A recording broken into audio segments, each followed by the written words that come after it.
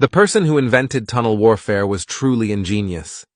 American soldiers, navigating through the tunnels, could be impaled by steel spikes if they were not careful. If they showed their head, they were strangled by the Vietnamese.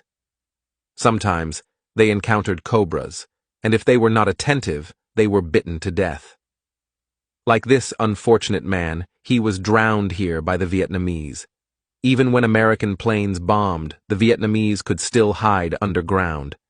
Even throwing grenades into the holes did not help, because the tunnels were curved, and the grenades could not reach the target. The Americans also tried using toxic gas, but this was easily neutralized by a water wall, or a dam blocking the opening, so the gas could not enter. The Americans tried to find the entrance to the Vietnamese tunnel. They brought 2 dogs with them, which followed them to the pigsty.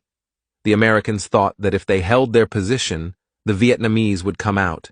They did not realize that the Vietnamese had tunnels everywhere, 200 kilometers long. These tunnels not only led to the bathrooms, they led to the rivers.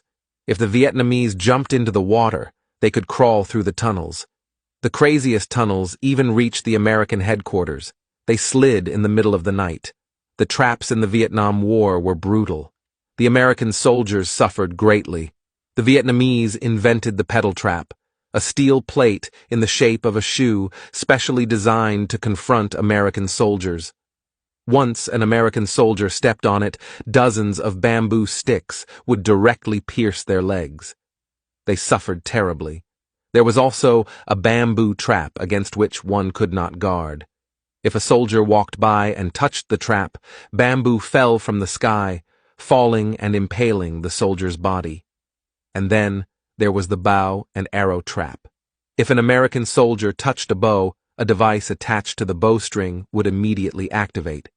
A bow and arrow soaked in poison were then shot directly at the American soldier. Even more terrifying was the box grenade.